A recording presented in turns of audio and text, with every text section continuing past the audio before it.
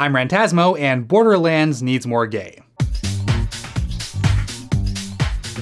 The Borderlands series of video games is a bit like Mad Max in space, infused with a dash of Firefly and lightly drizzled with gunplay and cartoon violence. It's mostly centered around the mysterious planet Pandora, home to hidden vaults, alien artifacts, dangerous creatures, and homicidal shirtless men. I powdered my cockatiel for the ribcage slaughter. First-person shooters aren't generally known for their incredibly well-written stories. And in the Borderlands games, especially the first one, the story tends to be pretty tenuous. It's only really there to propel you from one group of shootable bad guys to the next, and it rarely gets much more complex than that. Hey, there's a thing.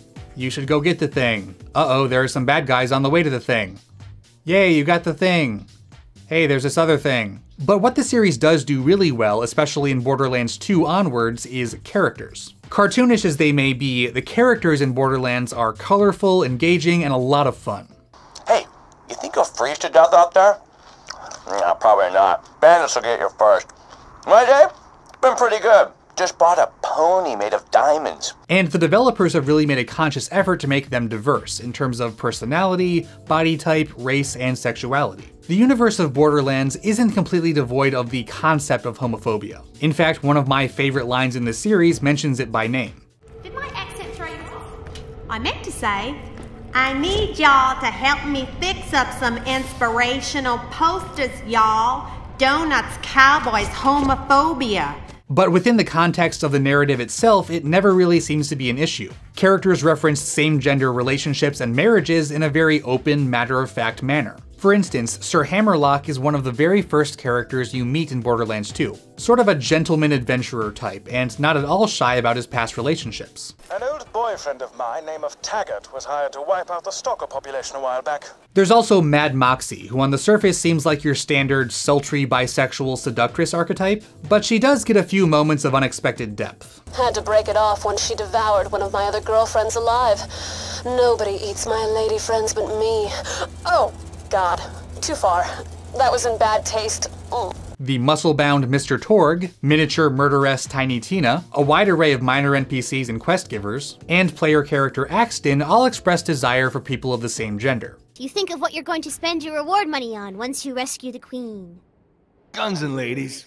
And sometimes dudes. Also of note in Borderlands 2, another player character, Maya, is asexual according to head writer Anthony Birch, making her one of the only video game characters ever to actually be confirmed as asexual. Though that doesn't necessarily come across in the game itself apart from a couple lines in the DLCs, and those lines are questionable.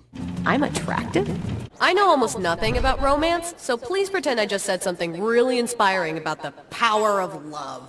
Not to get too Thermian here, but Maya is a siren, one of several women born with supernatural abilities. And she spent most of her life among a group of monks who exploit her powers while also highly desexualizing and infantilizing her. On the one hand, Maya being oblivious about things like sexual attraction and romance does perpetuate certain myths about asexual and aromantic people just being sort of clueless. But on the other hand, she is somewhat representative of how a person who doesn't experience sexual attraction and romance might react having only just recently been introduced to a society that values those things. The most frustrating criticisms that people seem to have about the representation in Borderlands are the same that you see about pretty much any mainstream video game that makes an effort towards diversity. The characters are forced, they're tokens who are only there to push an agenda or pander to SJWs. In this case, those criticisms are compounded by the fact that Anthony Birch, the head writer for Borderlands 2, who also collaborated on the pre-sequel, is a fairly outspoken feminist. So, you know,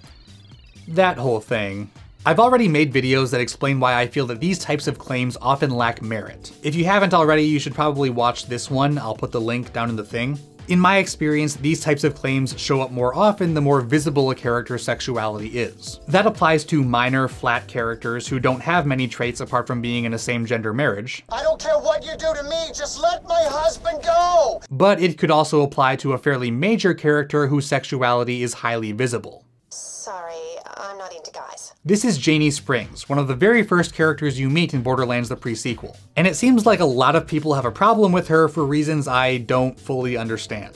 I've seen so many complaints that Janie is constantly reminding you she's a lesbian, that lines referencing her sexuality dominate half of her dialogue. I played the game, and that is not the impression that I got at all. In spite of being one of the most normal characters you meet in the Borderlands series, Janie has a pretty rich personality. She's cheerful, bubbly, outspoken, she has personal interests and goals, she flirts with women quite a bit, but I see plenty of straight, flirty characters who aren't described as being defined by their heterosexuality. In fact, only about 12 of Janie's many lines involve her sexual interests, mostly in the context of her flirting with women or turning down the advances of men, both of which are things that lesbians sometimes do. Some of those lines don't show up at all if you're not playing as Athena, who canonically is Janie's main squeeze. Oh, and Athena? You're real pretty. Just throwing that out. Not to be a broken record here, but if you see a gay person flirt with someone and interpret that as them forcing their gayness in your face, I think that's kind of on you. And I have a huge problem with anyone who says that the best gay characters are the ones whose gayness is as minimally visible as possible. Janie and Athena show up again in Telltale's Tales from the Borderlands as full-on girlfriends. And believe me when I say that even if you know nothing about Borderlands, even if you never play another Borderlands game, you should play this game. It is, no joke, the best game that Telltale has ever made. Yes, better than The Walking Dead, fight me. I'm really interested to see the upcoming Borderlands 3 and whether the series will continue on its path of including interesting LGBT characters. I think it would be really interesting, for example, if the next playable Siren was transgender. Not because the mere presence of LGBT people is enough to make a game good, although, let's be honest, we are pretty amazing, but because in a genre that so often centers on straight, cisgender white guys, the Borderlands franchise is a refreshing oasis of inclusivity, and I'd like to see more of that. I'd also like to see more of Krieg's abs, for obvious reasons.